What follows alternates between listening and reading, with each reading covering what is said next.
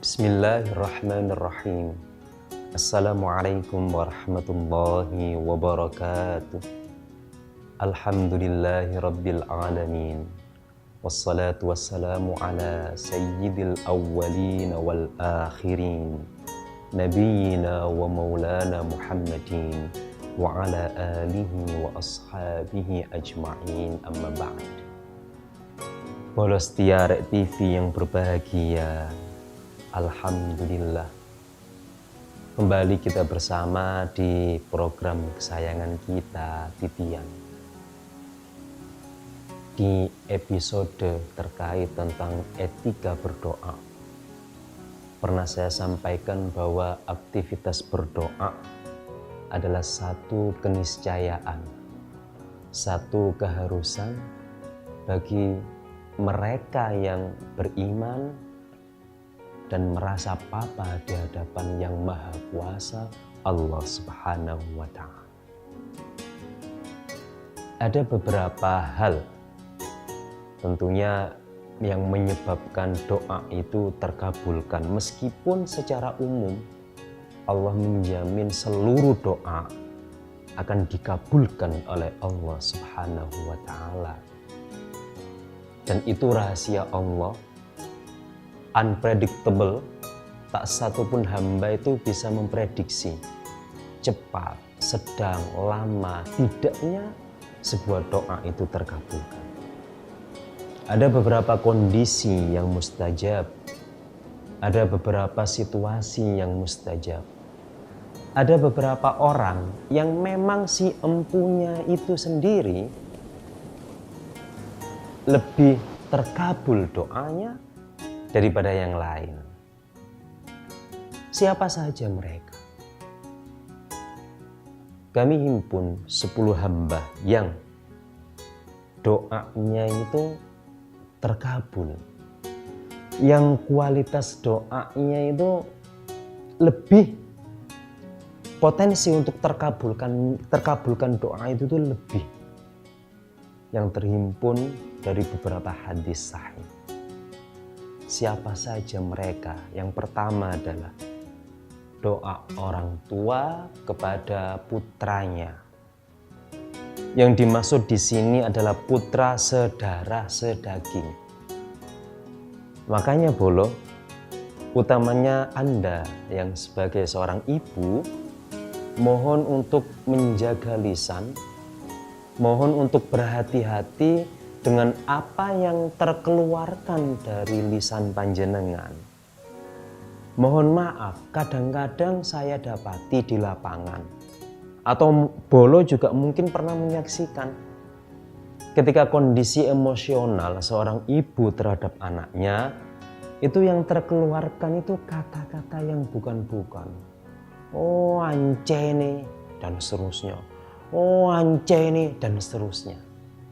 Loh, hati-hati loh Anda yang sebagai seorang ibu. Sebagaimana yang diriwayatkan dari Abu Hurairah radhiyallahu ta'ala anhu. Thalathu da'awatin mustajabatun la syakka fihinna. 3 doa yang tak diragukan lagi mustajab, tak diragukan lagi mujarab. Yang pertama adalah da'watul walid ala waladihi. Doa orang tua untuk putranya. Loh, yang keperucut itu kan nggak sengaja. Loh, justru yang tidak sengaja itu, sesuatu yang disengaja dilakukan itu kadang-kadang masih ada tendensi, kadang-kadang masih ada motivasi, kadang-kadang masih bercampur dengan harapan, kepentingan, keinginan. Tapi sesuatu yang keperucut, seret, spontan, itu biasanya murni. Dia tak terkontaminasi oleh apapun. Maka para bunda di rumah dan juga para ayah, ketika kita berada dalam kondisi emosional terhadap sikap, laku, tutur kata putra putri kita, ayo kita segera untuk meredam itu. Jangan sampai terkeluarkan sesuatu. sekali yang terkeluarkan adalah sesuatu yang tidak baik, maka ingat hadis tadi dari Abu Hurairah, la syakka, tak diragukan lagi, tembus hati-hati para ibu, para ayah, orang tua. Berikutnya yang kedua, mereka yang doanya itu terkabul adalah kalau tadi orang tua, sekarang adalah anak soleh yang mendoakan orang tuanya. Jadi baik orang tua maupun putra, kandung, saudara, itu sama-sama diberikan hak oleh Allah, keterkabulan doanya itu lebih. Makanya Bolo yang alhamdulillah sudah dikaruniai putra putri, kita ajarkan kepada mereka untuk mendoakan kita sebagai orang tua. Bisa mungkin mau tidur ya, mau tidur kalau masih anak-anak kan bareng-bareng tidurnya. Itu mulai kita latih anak itu untuk mendoakan kita. Redaksinya kita yang bikin, kita diktekan, ya Allah mudah-mudahan papa, mama sehat. Kita diktekan, mudah-mudahan rezeki papa, mama melimpah barokah. Kita diktekan, di samping doa Robbi firli juga kita diktekan, kita tambahkan, selipkan doa-doa yang kita desain, tapi kita minta putra-putri kita untuk mendoakan itu. Jika sejak kecil itu dilatih, maka auto saat dewasa pun anak itu akan auto mengulang doa itu. Masih 20, sik 8 nggih. Sabar, mantun niki dilajengaken malih. Tetap di titian.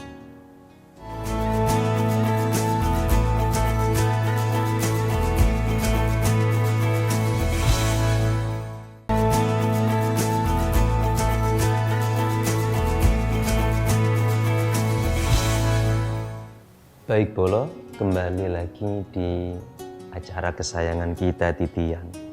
Sudah 2 ya hamba-hamba yang doanya itu mustajab, terkabul, orang tua dan putranya sendiri. Yang ketiga adalah musafir. Musafir adalah siapapun yang sedang melakukan perjalanan, dan perjalanan ini adalah bukan sebagai rutinitas. Kalau Bolo budal kerja itu kan sudah rutinitas Bolo. Musafir yang dimaksud di sini adalah orang-orang yang memang melakukan perjalanan, syaratnya tidak dalam rangka bermaksiat. Syaratnya itu. Nah, siapapun dari kita yang sedang melakukan perjalanan, itu di situ juga selama perjalanan itu Bolo, itu Allah memberikan kemujaraban untuk kita memanjatkan doa sebagaimana yang tersebutkan dalam hadis, sama dengan hadis yang nomor 1 tadi dari Abu Hurairah, thalathu da'awatin mustajabat la syakka fihinna, di antaranya adalah da'watul musafir, doanya orang yang sedang melakukan perjalanan. Musafir. Jadi Bolo, kalau seandainya panjenengan itu sedang traveling, traveling yang bukan bersifat rutin ya, insidentil, coba diingat ketika saat traveling itu, saat sholat, saat apa, panjatkan doa. Karena berdasar hadis tadi, itu juga bagian dari orang yang sedang musafir, melakukan safari, di antara mereka yang doanya dikabulkan oleh Allah Subhanahu wa Ta'ala. Berikutnya yang keempat, hamba yang doanya terkabul adalah mereka yang puasa Bolo. Bolo yang rajin puasa, entah itu puasa Senin Kamis, atau puasa Ayyamul Bid, atau puasa-puasa sunnah lainnya. Ketika puasa itu, atau juga mungkin puasa wajib Ramadan atau puasa nadar, pokoknya pas poso, itu juga gunakan waktu untuk menghaturkan doa kepada Allah Subhanahu wa Ta'ala. Biasanya bolong orang yang rajin puasa, biasanya apa yang keprojot dari lisannya itu akeh mandine, biasanya seperti itu. Biasanya di sini itu berdasar empiris yang saya saksikan. Beberapa rekan, beberapa ulama, beberapa kiai yang rajin poso, itu kadang-kadang yang sepatah dua kata itu akeh dadine. Makanya hati-hati bolo kalau nggojloki konco yang suka puasa. Itu bolo ya, berpuasa. Bolo yang belum rajin puasa dilatih. Ya Senin Kamis. Itu yang sudah yang keempat. Berikutnya adalah yang kelima, yang doanya terkabul oleh Allah adalah mereka yang berada di dalam kesulitan. Mereka yang berada di dalam kesulitan ini kondisinya banyak. Bisa saat tertimpa musibah, bencana alam misalkan. Itu kan kondisi sulit. Atau musibah apa? Ban bocor misalkan, ngeban. Itu kan juga kondisi yang sulit kategorinya. Atau misalkan sedang kesulitan masalah finansial. Itu juga masuk kategori kondisi sulit, dan di momen itu silahkan bolo panjatkan doa, menghaturkan doa kepada Allah Subhanahu wa Ta'ala. Jadi ini bagian ejawantah dari makna Quran surah Asy-Syarah ayat 5-6 yang sesungguhnya beserta kesulitan itu ada kemudahan, diantaranya sirnya, rahasianya itu tadi.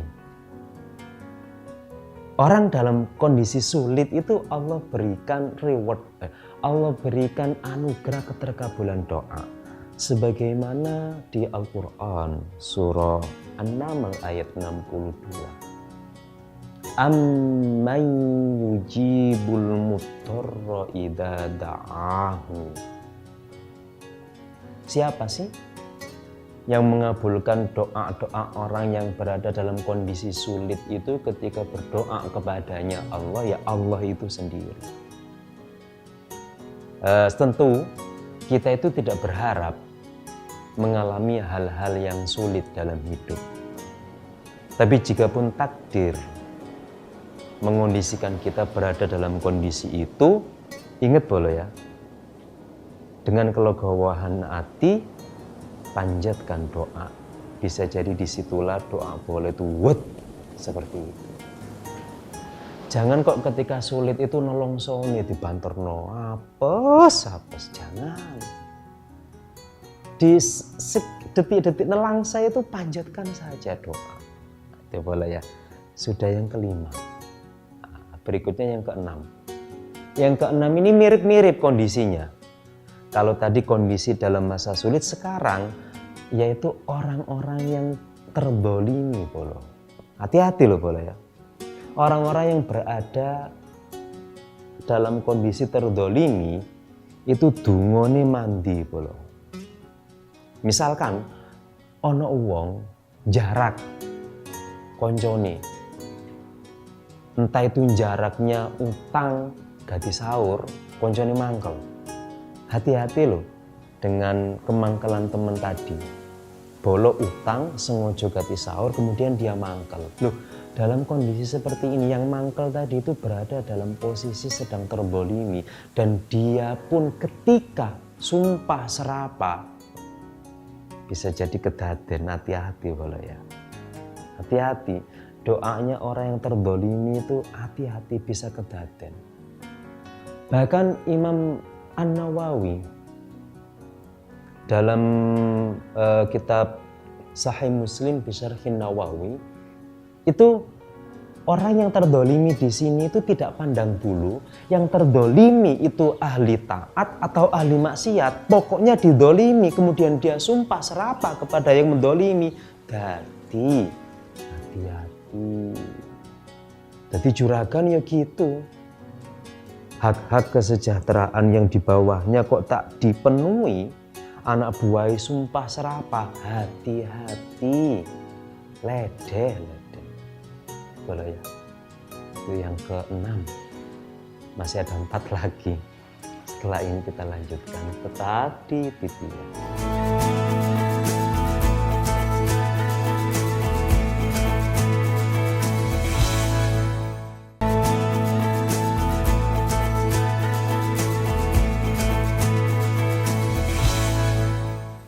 Baik Bolo, terkait tentang begitu mujarabnya doa orang yang terdolimi tadi. Tak pandang bulu yang terdolimi itu ahli taat atau ahli maksiat. Sebagaimana dalam hadis yang diriwayatkan oleh Imam Ahmad, wattaqi da'watal mazlum. Hati-hati kalian dengan doanya orang yang terdolimi. Fa'innaha laisa bainaha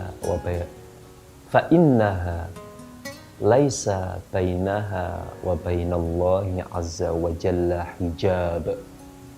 Hati-hatilah terhadap doa orang yang terdolimi, karena antara doa itu dan Allah tak ada hijab sama sekali.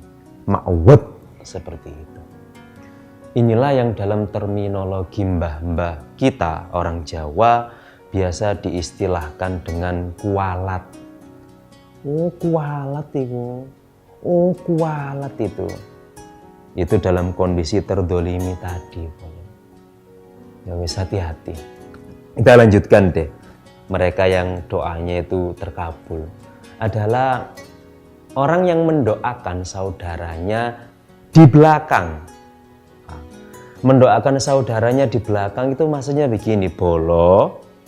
Mendoakan orang lain tanpa sepengetahuan orang yang Bolo doakan. Gini Bolo ya. Saya itu pernah diwejangi sama kiai saya waktu di pesantren Tebu Ireng Jombang. Dan ternyata ketika saya kuliah di Al-Azhar, Kairo, Mesir, saya mendapatkan wejang yang sama. Wejangannya begini. Berdoalah dengan lisan tak berdosa.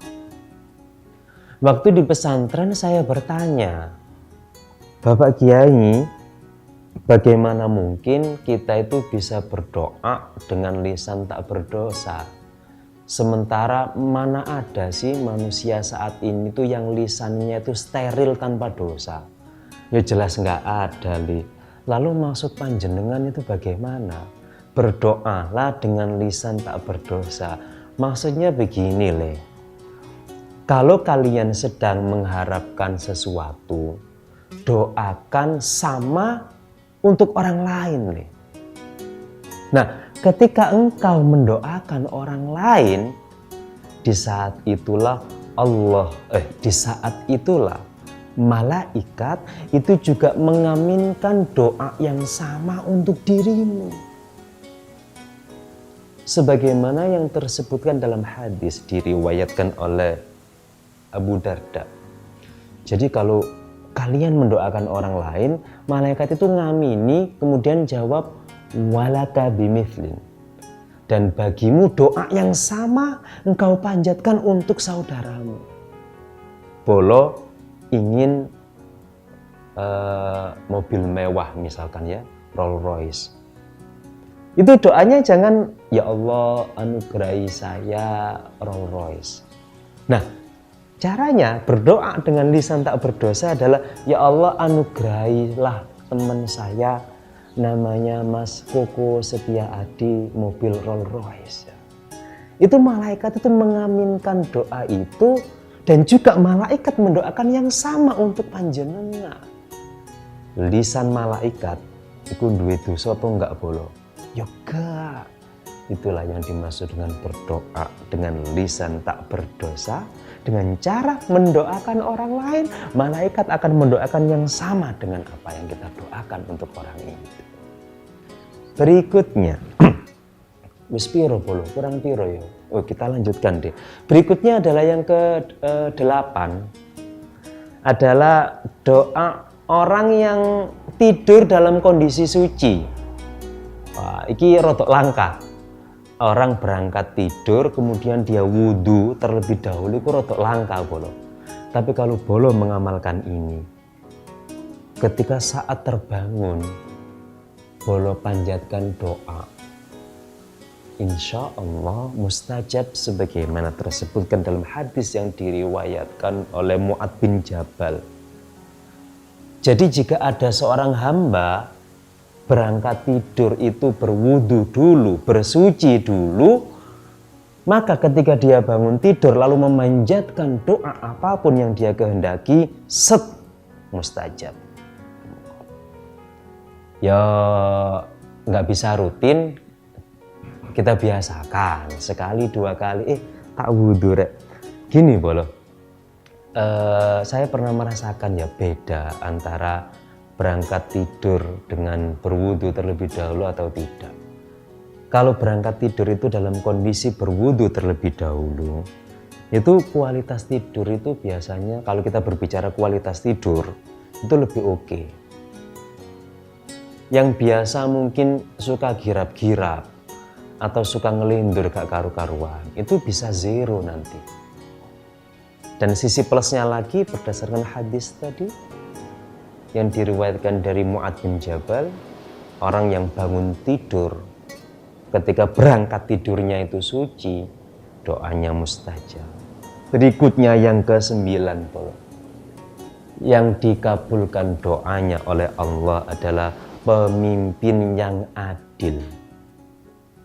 Pemimpin yang adil ini konteksnya bukan hanya seorang kepala negara loh bolo. Misalkan dalam lingkup perusahaan, kan itu misalkan ada direktur, itu juga masuk kategori pemimpin di sini.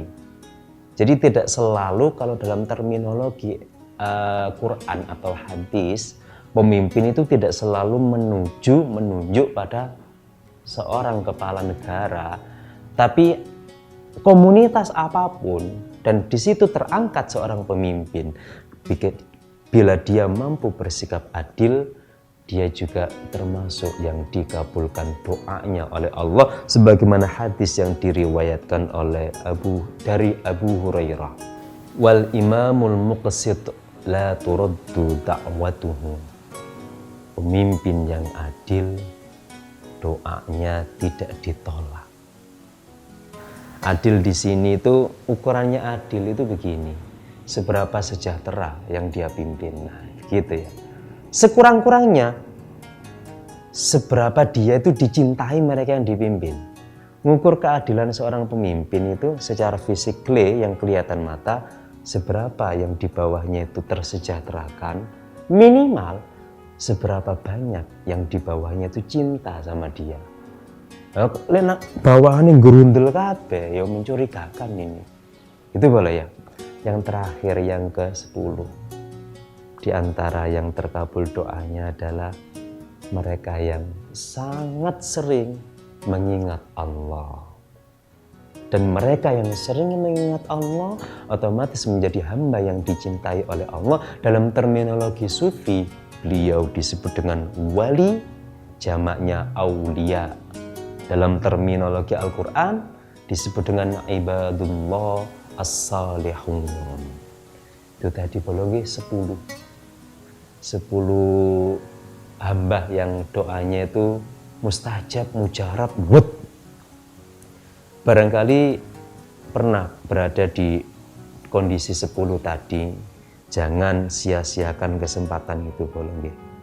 Mugi-mugi manfaat nggih bolong nggih, dan semoga apa yang kita haturkan, kita panjatkan kepada Allah diberkahi dan dikabulkan dengan keterkabulan yang terbaik.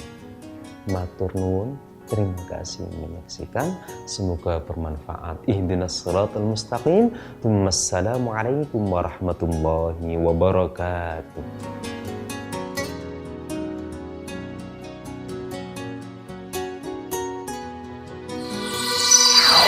TV